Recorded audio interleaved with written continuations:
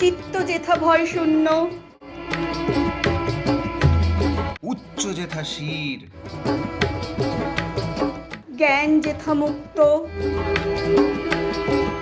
যেথা গৃহের প্রাচীর।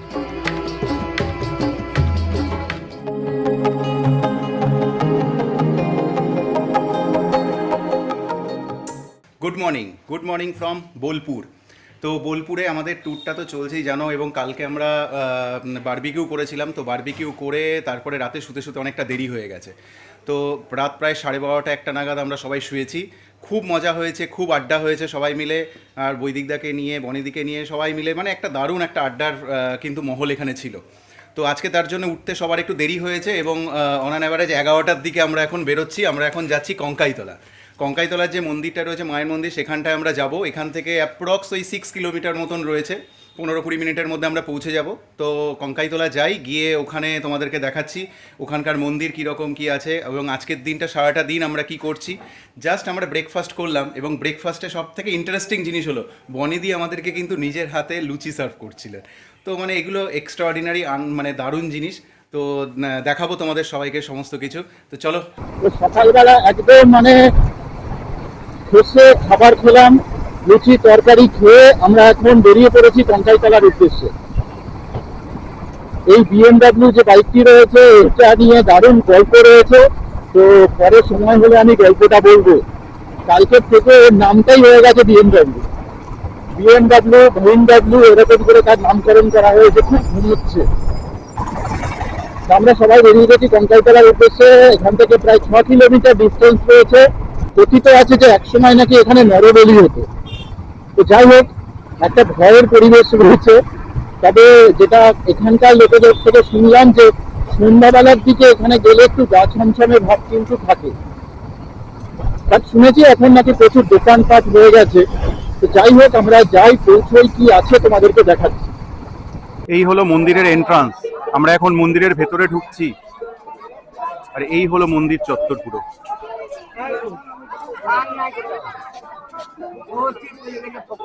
এখানে দূরে লেখাও আছে আই লাভ কঙ্কাইতলা। এটা সন্ধ্যাবেলাতে জ্বালালে আরো সুন্দর লাগে। সন্ধ্যাবেলা এখানটা পুরো মায়াবী পরিবেশ তৈরি হয়। পেছনে পুরো কিন্তু ঘন জঙ্গলে ভর্তি। ঘন জঙ্গল মানে কি মেনটেন করা একটা ওই তপবন কনসেপ্টের একটা গাছের মানে জঙ্গল মতন রয়েছে। জঙ্গল ঠিক না, বসা যাবে, বেদি করা রয়েছে প্রত্যেকটা গাছের সাথে, প্ল্যান্ট। আর এই হলো মন্দির।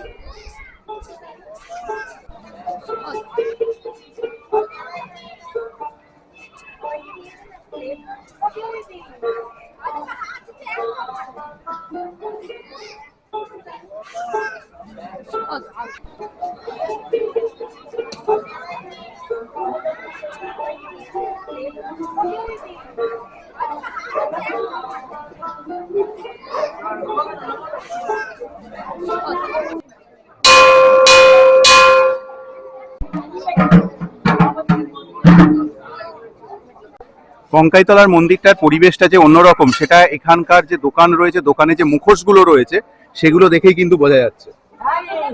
দেখো মুখোশগুলো, একটু ভয়ের ব্যাপার, কারণ তখনও বলছিলাম মোটো ব্লগিং এ যে এখানে কিন্তু সন্ধ্যাবেলার পরটা কিন্তু একটু অন্যরকম হয়ে যায় পরিবেশটা, এবং একটার সময় কিন্তু এখানে নরবলিও হতো সেরকমই কথিত আছে। বাট এর রিয়েলিটি সম্পর্কে আমার অতটা জানা নেই। শিবের কান্দে ছিল কাকারটা কোমরটা, বলতে নিয়ে এখানে নামিয়ে দিয়েছিল। গঙ্গাকে আহ্বান করে জল দিয়ে মাকে কাপড় পরিয়েছিল, জলটা মায়ের কাপড় সব ঢেকে দিয়েছিল। আর কাছে গঙ্গার সঙ্গে এই জলের সুরঙ্গ পথ আছে। পৃথিবীর জল শুকিয়ে গেলেও এখানে জল শুকাবে না, এবং মায়ের যখন ইচ্ছা হবে তখন সুরঙ্গ পথটাকে পরিমাটি জমে যায়। তারপরে জলটা শুকিয়ে যায়, তখন আমরা ওই জায়গাটা সংস্কার করে মাকে কাপড় পরাই, ফল মিষ্টি দিই সারা বিশ্বে। সেই সমস্ত ভক্তরা এসে মাকে স্পর্শ করে, ওখানে নামিয়ে জল শুকিয়ে গেল।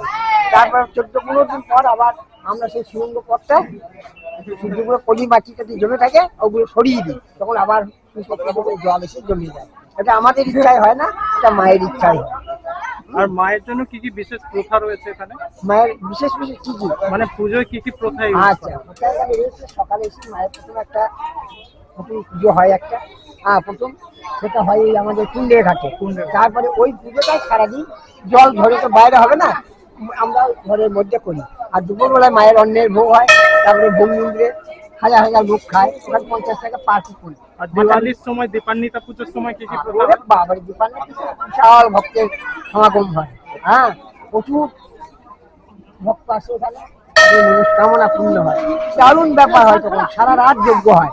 দিওয়ালির সময়? হ্যাঁ, সারা রাত যজ্ঞ হয়। যদি কিছু প্রশ্ন থাকে করুন। হ্যাঁ, এখানে মনস্কামনা পূর্ণ হয়, সব আসে ভক্তরা। অসংখ্য ধন্যবাদ। আপনার নাম? আমার নাম বদ্রীনাথ চক্রবর্তী। এই মন্দিরের এটা হলো পেছন দিকটা যেটা বলছিলাম যে খুব সুন্দরভাবে প্ল্যান্ড ওয়েতে গাছগুলোকে লাগানো রয়েছে এবং নিচে বেদি করা রয়েছে। এখানে সবাই ভক্তরা এসে বসতেও পারে, সময় কাটাতে পারে।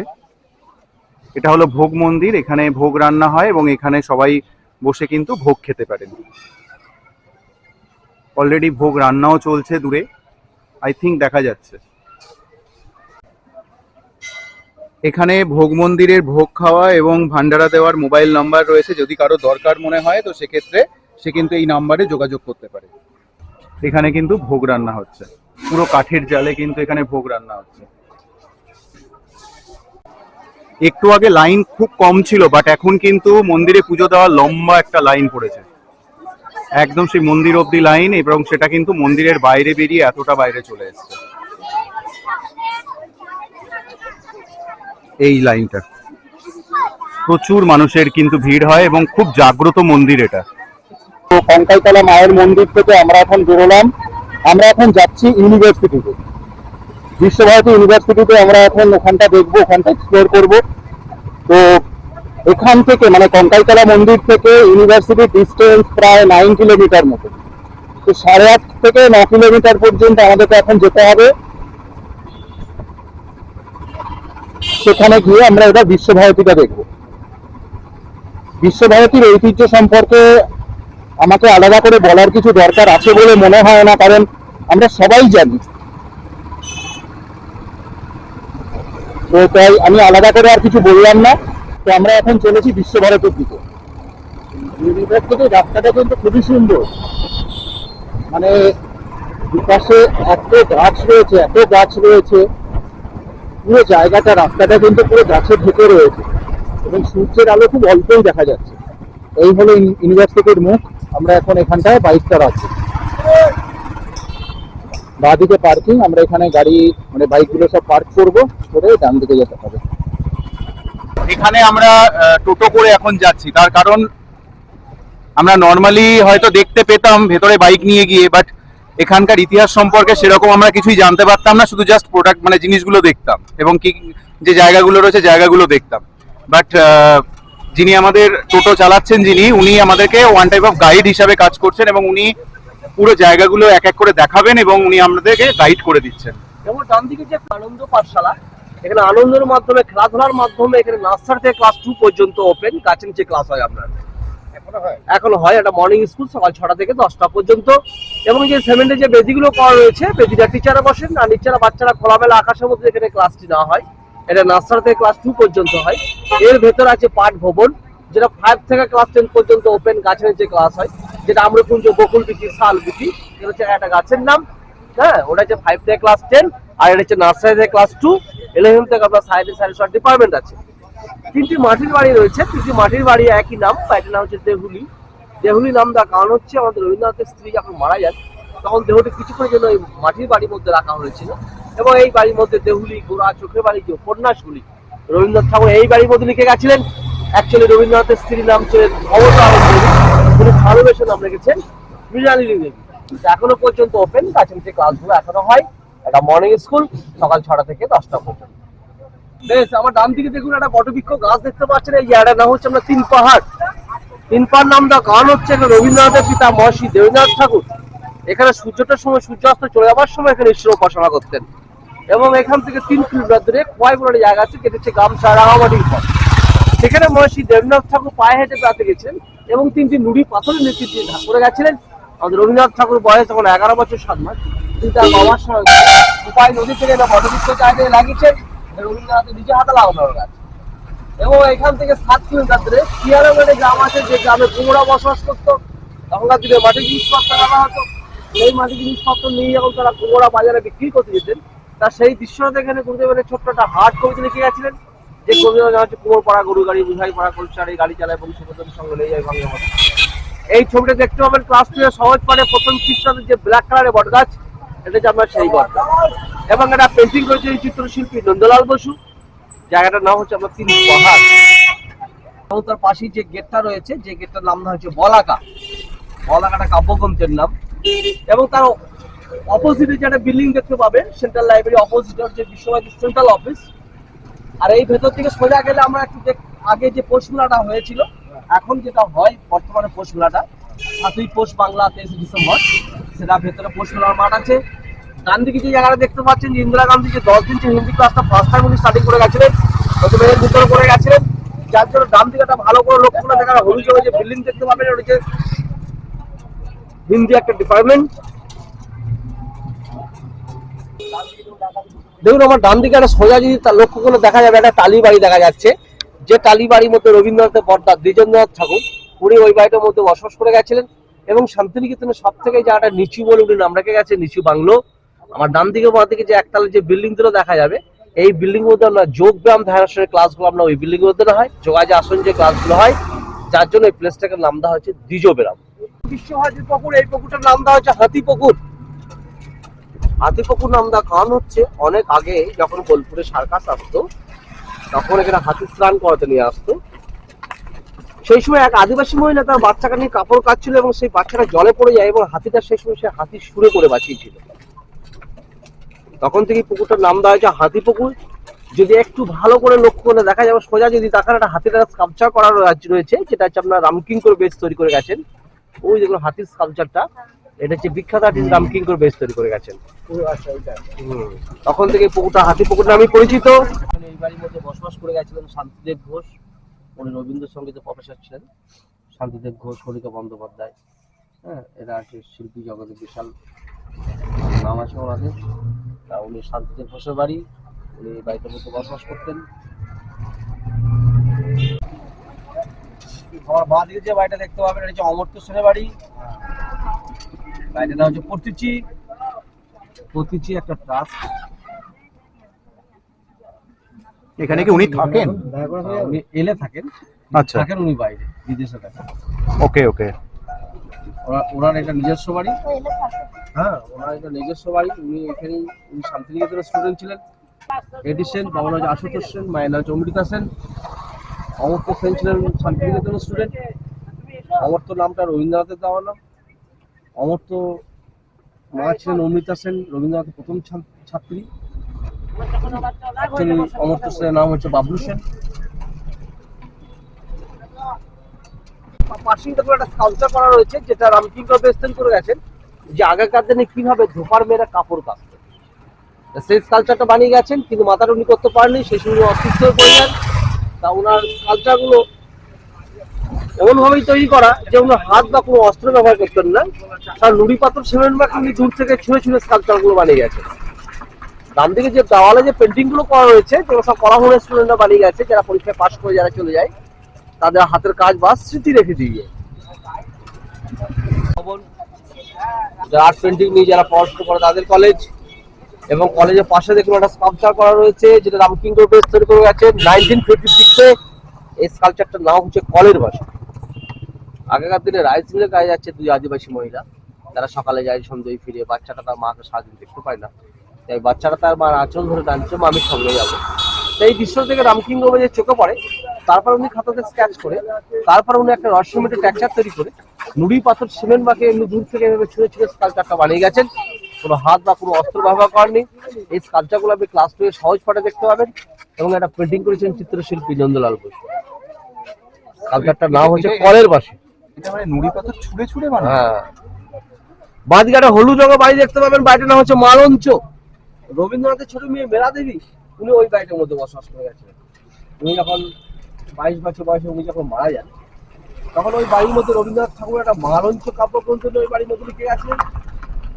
2013-তে এই বাড়িটার নাম দেওয়া হচ্ছে কিঙ্কর উদ্যান। কিছু কিছু সময় এখানে আর্ট পেন্টিং এর ক্লাস নেওয়া হয়। ডান দিকে আর্ট আর স্কাল্পচার তৈরি করে গেছিলেন রামকিঙ্কর বেশ 1938-এ। স্কাল্পচারটার নাম হচ্ছে গ্রাম ছাড়া এক আদিবাসী পরিবার কাজের সন্ধানে এক গ্রাম ছেড়ে এক গ্রামে চলে যাচ্ছে, তাদের জিনিসপত্রের সঙ্গে পোশাক কুকুর। এই স্কালচারটা তার চোখে পড়ে, তারপরে উনি খাতাতে স্কেচ করে, তারপরে উনি একটা রসমিনের টেক্সচার তৈরি করে নুড়ি পাথর সিমেন্ট মাকে উনি দূর থেকেই ছুঁড়ে ছুঁড়ে বানানো এগুলো, কোনো হাত বা কোনো অস্ত্র ব্যবহার করেনি। স্কালচার গুলো আপনি ক্লাস 2 এ সহজ পড়ায় দেখতে পাবেন। এবং এখানে পেন্টিং করেছেন চিত্রশিল্পী নন্দলাল বসু। এটা যে বরফ দেশের বাড়ি, একটা বিদেশি স্টুডেন্ট বানিয়ে গেছে, ইট দিয়ে করেছে। আমার বাঁ দিকে যে বিল্ডিংটা দেখতে পাবেন এটাকে নাট্যঘর বলা হয়। এখানে বিশ্বভারতী যে নাটক অনুষ্ঠানগুলো আমরা এর ভেতরে হয়, এর মধ্যে কোনো পার্টিশন কোনো রুম নেই, তাহলে একটা অডিটোরিয়াম এরকম লম্বা এত এত বড়। এবং তার বাইরে একটা স্টেজ রয়েছে, যে স্টেজের মধ্যে যে রক্ত করবি নাটক রবীন্দ্রনাথ ঠাকুর ফার্স্ট টাইম উনি ঘুরে লিখে গেছিলেন।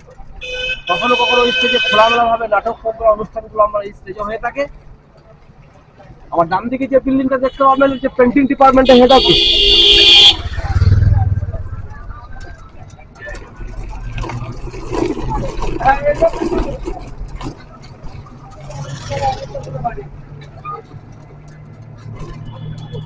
আবার ডান দিকে একটা স্কালচার করা হয়েছে, দেখুন যে সারে কামা করলে মুখের যে লিফটটা হয়, এটাও রামকিঙ্গ বেশ তৈরি করে গেছেন।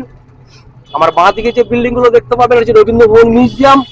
ওনার ব্যবহারযোগ্য জিনিসগুলো রাখা আছে, তার লাঠি ছাপা দুটো গাড়ি, তার পেন্সিল, তার নভেল। আমার বাঁ দিকে যে বিল্ডিংটা, এটা আপনার 70 টাকা টিকিট কেটে আপনাকে নিজে পায়ে হেঁটে ঘুরে দেখতে হবে। এটা 1 ঘন্টা টাইম আমরা লাগবে ভেতরে ঢুকতে। এবং ওনার ব্যবহারযোগ্য জিনিসগুলো এখানে রাখা আছে। এটা রবীন্দ্র ভবন মিউজিয়াম বলা হয়। এটা লাঞ্চের জন্য 1 ঘন্টা বন্ধ থাকে, দুটোই খুলবে। 4:30টার মধ্যে টিকিট দেবে, 5টার মধ্যে বের করে দেবে। আবার ডান দিকে দেখুন যে জায়গাটা দেখতে পাবেন, এই জায়গাটা হচ্ছে ছাতিমতলা, শান্তিনিকেতনের মেন জায়গা হচ্ছে এই জায়গাটা। দেখুন একটা ভালো করে ডান দিকে লক্ষ্য করে দেখুন, একটা ব্যারিকেডের মধ্যে দেওয়া রয়েছে, তার মধ্যে একটা ছাতিম গাছ লাগানো রয়েছে। যদিও সেই ছাতিম গাছটা নেই, সেই ঐতিহ্যটাকে ধরে রাখার জন্য নতুন করে একটা গাছ লাগানো হয়েছে। তাই রবীন্দ্রনাথের পিতা মহর্ষি দেবনাথ ঠাকুর যখন প্রথম উনি শান্তিনিকেতন আসেন, উনি পালকি চড়ে এই পথ দিকে যাচ্ছিলেন। যেতে যেতে এক ছাতিম গাছের নিচে উনি কিছুক্ষণের জন্য বিশ্রাম নিচ্ছিলেন। বিশ্রাম নেওয়ার পর তার মনে আত্মার শান্তি পেয়েছিল এবং জায়গাটা তার খুবই ভালো লাগে। ভালো লাগার পর আমাদের জয়িতবাবুকে বলেন যে বন্ধু আমি আস্তে আস্তে এক ছাতিম গাছের নিচে কিছুক্ষণের জন্য বিশ্রাম নিলাম। জায়গাটা কার বন্ধু? এলাকার জমিদার মোহন সিংহ রায় বললেন জায়গাটা আমার বন্ধু। তাই মহর্ষি দেবনাথ ঠাকুর বলেন যদি একটা জায়গা দেন তাহলে একটা ব্রহ্ম সমাজ একটা আশ্রম করবো। তা আমাদের জয়িতবাবু বললেন আমরা যত ইচ্ছা ততটা দিতে পারেন। মহর্ষি দেবনাথ ঠাকুর বললেন দেখুন আমি তো ব্রহ্ম সমাজের লোক, তা বিনামূল্য তো কাগজে কিছু নিই না। তাই 1 টাকা মূল্য দিয়ে উনি 20 বিঘা জমি কলকাতা হাইকোর্টে মহর্ষি পাট্টা করে মহর্ষি দেবনাথকে দান করে দিয়েছিলেন। এটা বছরে 4 বার ওপেন হয়। আমরা 25শে বৈশাখ, 22শে শ্রাবণ, দোল আর মেলা, তখন সাধারণ মানুষ সাদা পোশাকের মধ্যে এর ভিতরে প্রবেশ করতে পারবে। আমাদের দোল উৎসব যখন হয়, মেলা উৎসব যখন হয়, তখন ওই বেদিটার মধ্যে মোমবাতি প্রদীপ জ্বালিয়ে বৈতালে অনুষ্ঠান শুরু করে খোলনাগুলো যে দোল গান গাইতে গাইতে ভেতরে একটা স্টেজ আছে, ওই স্টেজের মধ্যে আমরা দোল উৎসবটা পালন করা হয়। তাই শান্তিনিকেতনের মেন জায়গা আছে এই জায়গাটা হচ্ছে ছাতিমতলা। আমার ডান দিকে একটা হলুদ রঙের বাড়ি দেখতে পাবেন, বাড়িটার নাম হচ্ছে শান্তিনিকেতন বাড়ি। এই বাড়িটার মধ্যে রবীন্দ্রনাথ ঠাকুর 80% গীতাঞ্জলি বই লিখে গেছেন। বাড়িটার মধ্যে 3টে রূপা চামড়ার মন্দির, মসজিদ, গির্জা, উনি সব ধর্মের কথা উনি বলে গেছেন। এই বাড়িটা আপনি দেখতে পাবেন কলকাতা জোড়াসাঁকোরে একই প্যাটার্নে একই মডেলের বাড়িটি তৈরি করা হয়েছে। এবং তার বাড়ির সামনে দেখুন একটা স্কাল্পচার করা রয়েছে, যে স্কাল্পচারটা আপনি এমনি কিছু বুঝতে পারবেন না, কোনো শ্যাডো বা কোনো লাইটের মধ্যে পড়লে বুঝতে পারবেন যে মা তার বাচ্চাকে ঈশ্বর উপাসনা করছে। এটাও রামকিঙ্গ বেজের তৈরি। এই স্কাল্পচারটার নাম হচ্ছে অনির্বাণ শেখা। না, এর কোভিডের পর থেকে এর ভেতরে লাউটা বন্ধ। তাছাড়া ওই মিউজিয়ামের টিকিটটা কাটলে একই টিকিটিং এই বাড়িটার মধ্যে ঢুকতে দেওয়া হতো। এটা হচ্ছে উপাসনা মন্দির। এখানে প্রত্যেক বুধবার সকাল 6টার সময় এখানে 1 ঘন্টা ঈশ্বরের প্রার্থনা করা হয়। যে কেউ মানুষের সেখানে ঈশ্বরের প্রার্থনা করতে পারে। পোশাক হতে সাদা পোশাক, টালিটা হচ্ছে আমরা ইটালিয়ান টালি, আর কাজটা হচ্ছে বেলজিয়াম কাজ।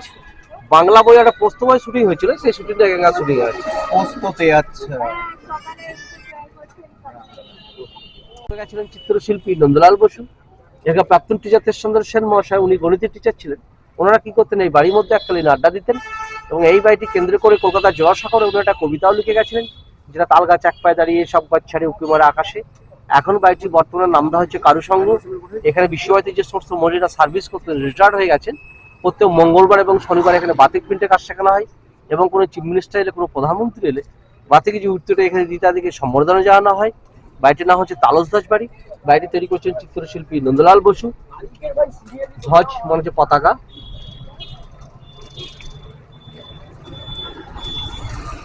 বাঁদিকে যে হলুদ রঙের লাল বিল্ডিং দেখতে পাবেন, হচ্ছে বিশ্বভারতী ডাকঘর বলা হয়, পোস্ট অফিস ওটা শান্তিনিকেতন পোস্ট অফিস। আমার সামনে যদি সোজা তাকান তারা দেখা যাবে পিএম হসপিটাল, বিশ্বভারতী হসপিটাল। আসলে এক বিদেশি ছিলেন, আমাদের রবীন্দ্রনাথ ঠাকুর খুব বন্ধু লোক ছিলেন, তার ডোনেটের নামকরণ করা হচ্ছে পিয়ারসন মেমোরিয়াল হসপিটাল। এরকম টুরিস্ট বা কোনো স্টুডেন্ট যদি অসুস্থ হয়ে যায় তার ফার্স্ট টাইম 30 টাকা করে ফ্রি করা হয়। তো আমরা ইউনিভার্সিটি ঘুরলাম এবং ইউনিভার্সিটির মধ্যেকার সমস্ত জিনিসগুলো তোমাদেরকে সাথে শেয়ার করলাম, তোমাদেরকে দেখালাম। তো এবার আমরা ফিরছি আমাদের রিসর্টে, কারণ ঘড়িতে এখন সময় হয়ে গেছে দুপুর 2টো। তো এখন আমরা এখানে করব লাঞ্চ, মানে রিসর্টে গিয়ে আমরা লাঞ্চ করে তারপরে বেরোবো। অ্যাপ্রক্স 3:30টার মধ্যে আমরা বেরিয়ে যাব। বেরিয়ে গিয়ে আমাদের প্ল্যানিং আছে দুটো জায়গায় যাওয়ার, এক হলো সোনাঝুরি, 2 হলো শিল্পগ্রাম। তো দেখা যাক কোনখানটায় যাওয়া হয়, কারণ এটা নিয়ে একটা ভোটাভুটি হবে এবং যে জায়গার জন্য সব থেকে বেশি লোক ভোট দেবে তো সেইখানটাতেই আমরা যাবো। এক্সপেক্টেড আমার যেটা মনে হচ্ছে সোনাঝুরিটাই ভোটে বেশি পাবে এবং সোনাঝুরিতেই আমাদের যাওয়া হবে। তবুও এটা একটা ভোট নেওয়া হবে এবং নিয়ে তারপরেই আমরা ফাইনাল ডিসিশন নেব যে আমরা কোথায় যেতে চলেছি। তো এখন আমরা ফিরছি। বিশ্বভারতীতে কিন্তু মানে দেখার প্রচুর কিছু রয়েছে, তবে কলা ভবন যেখানে প্রচুর স্কাল্পচার রয়েছে ভেতরটায়, কোভিডের পর থেকে সেখানে আর ভেতরে ঢুকতে দেওয়া হয় না নর্মাল লোকেদের। একমাত্র যারা বিশ্বভারতী স্টুডেন্ট এবং বা তার ফ্যামিলি মেম্বার বা তার ফ্রেন্ডসরা এখানে আসতে পারে, যারা পাস আউট করে গেছে তারাও এখানে ঢুকতে পারে। বাট নর্মাল টুরিস্টদের জন্য কিন্তু ভেতরে ঢোকা অ্যালাউ নেই। তো বাইরে থেকেই আমরা তার জন্য তোমাদেরকে সমস্ত কিছু দেখালাম। এক্সপেক্টেড ভালো লেগেছে তোমাদের। সব থেকে বড় ব্যাপার গাইডের আমাদের খুব দরকার ছিল। তো যিনি আমাদের গাইড করছিলেন যে টোটো ড্রাইভার, তো ওনাকে থ্যাংক ইউ, কারণ উনি খুব সুন্দরভাবে আমাদেরকে সবকিছু বুঝিয়েছেন। লাঞ্চ করে সবাই মিলে বেরিয়ে পড়েছি সোনাঝুরি হাটের জন্য। সোনাঝুরি হাটে আমরা এখন যাচ্ছি। এখন ঘড়িতে সময় হয়েছে 4টে। তো সন্ধ্যে অবধি জাস্ট সূর্যাস্ত অবধি তো হাটটা থাকবে। তো আমরা সোনাঝুরির হাটে কিরকম রয়েছে, কি পাওয়া যাচ্ছে, কি ধরনের দোকান রয়েছে, পুরো এরিয়াটা দেখাবো তোমাদের। আজকে সকাল থেকে কিন্তু খুবই ভালো কাটছে, কারণ সকালবেলা আমরা কঙ্কালতলার মন্দির থেকে প্রথমে মায়ের আশীর্বাদ নিলাম এবং তারপর আমরা গেছিলাম বিশ্বভারতী, দেখলে তোমরা। তারপর লাঞ্চ করে আবার আমরা এখন সোনাঝুরির উদ্দেশ্যে যাচ্ছি। আরেকটা প্ল্যান ছিল যেটা শিল্পগ্রামে, যেটা তখন বলছিলাম যে লাঞ্চের সময় ভোটাভুটি হবে। তো ভোটে কিন্তু সোনাঝুরি জিতেছে, তো তার জন্য সোনাঝুরিতেই আমরা যাচ্ছি। শিল্পগ্রামটা অ্যাকচুয়ালি 5টায় বন্ধ হয়ে যায়, তো তার জন্য ওইখানটা আমাদের ক্যান্সেল হয়ে গেল। কালকে যদি সম্ভব হয়, কালকে দেখি সকালবেলা যদি প্ল্যানিং করা যায় দেন তাহলে সকালবেলার দিকটা যাবো, আর না হলে শিল্পগ্রামটা এবারে হলো না। বাট আমরা এখন সোনাঝুরির জঙ্গলের দিকে যাচ্ছি, সোনাঝুরির হাটের দিকে, সোনাঝুরির হাটটা দেখবো। রাস্তাটা কিন্তু খুবই সুন্দর, মানে খুবই সুন্দর, দেখতে ভালোই লাগছে। খুব কনজাস্টেড ট্রাফিক এখানটা। এই ডান দিকে সব দোকানগুলো বসেছে, এইগুলোই সব সোনাঝুরির কিন্তু দোকান, খুব কনজাস্টেড।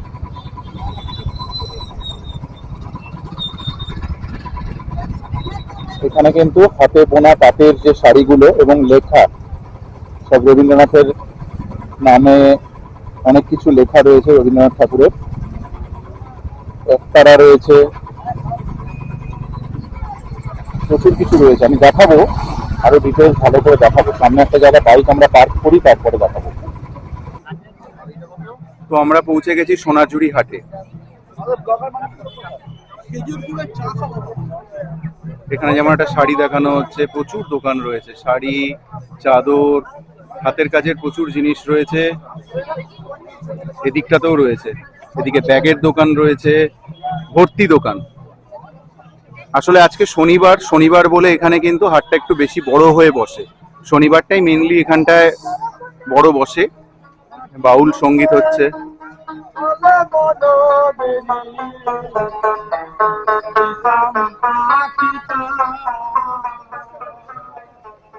দারুণ পরিবেশ, দারুণ।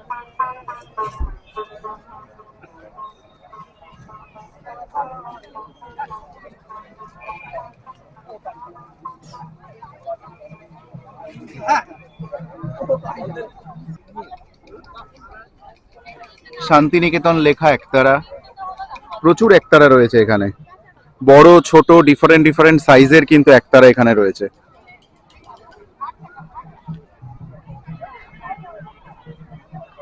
এখানে প্রচুর বিটস রয়েছে, বিটসের মালা।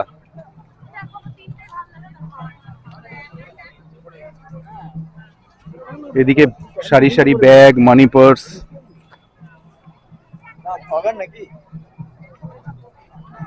এখানে ড্রেস রয়েছে, লেডিস ড্রেস। প্রচুর কিন্তু কাঁথা স্টিচের শাড়ি রয়েছে এখানটায়, এবং তার সাথে কিন্তু প্রচুর ধরনের শাড়ি রয়েছে, সিল্কের ওপরে কাঁথা স্টিচ, তারপরে রবীন্দ্রনাথের বিভিন্ন কবিতা লেখা বিভিন্ন শাড়ি এই যে এখানে রয়েছে, কবিতা লেখা। তো এরকম প্রচুর শাড়ি কিন্তু এখানে পাওয়া যায়, থরে থরে সাজানো পুরো। জাস্ট অন্ধকার হয়ে গেছে, তাই এখন দোকানগুলো সব বন্ধ হয়ে যাচ্ছে। তো আমরাও এবার এখান থেকে বেরোচ্ছি, এবার যাচ্ছি আমাদের রিসর্টে। এবার ওখানে হবে বাউল গান, সবাই মিলে বাউল সঙ্গীত শুনবো আর আড্ডা হবে। তো সোনাঝুরির হাট থেকে আমরা বেরিয়ে গেলাম, কারণ এইখানে সমস্ত দোকানে কিন্তু বন্ধ হয়ে গেছে। রাস্তার উপরে দোকানগুলোতে তাও একটু এমার্জেন্সি লাইট মানে ব্যাটারি লাইট দিয়ে কিন্তু চালাচ্ছে, বাট ভেতরের অ্যাকচুয়াল যে জায়গাটা মেন মার্কেট সেই জায়গাটা কিন্তু সব দোকানই বন্ধ। তো এবার আমাদের পালা হলো রিসর্টে ফিরে যাওয়া, এবং রিসর্টে এখন বাউল গান হবে, তো সেটা এনজয় করা। তো চলো রিসর্টে গিয়ে তোমাদের সাথে দেখা হচ্ছে বাউল সঙ্গীতের সাথে। রিসর্টে পৌঁছেই আমরা হঠাৎ করে জানতে পারলাম যে আমাদের একজন কো রাইডার চাঁদনি, ওর আজকে কিন্তু জন্মদিন। সো শুরু হলো আমাদের সেলিব্রেশন।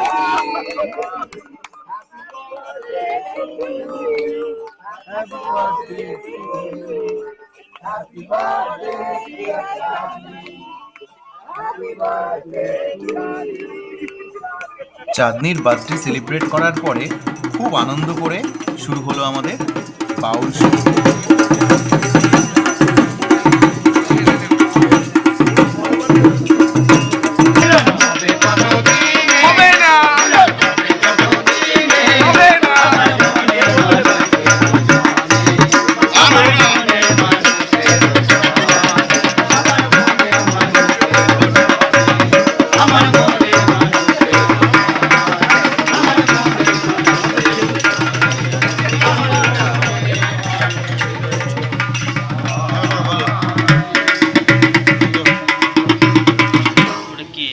এরপর বৈদিকদের কাছ থেকে কিছু মূল্যবান টিপস নিয়ে সেদিনকে রাতটা কিন্তু আমরা শেষ করলাম।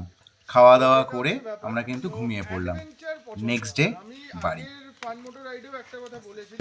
তো ডানকুনিতে আমাদের লাস্ট একদম মিটআপের শেষ চলছে। আজকের মতন এখানেই শেষ হচ্ছে আমাদের টোটাল এই 3 দিনের জার্নি। এখান থেকে যে যার নিজের মতো বাড়ি, একদম আর কোথাও আমরা দাঁড়াচ্ছি না, ডাইরেক্ট বাড়ি যাচ্ছি। একদম। তো চলো আবার দেখা হচ্ছে নেক্সট রাইডে। তো টিল দেন বাই।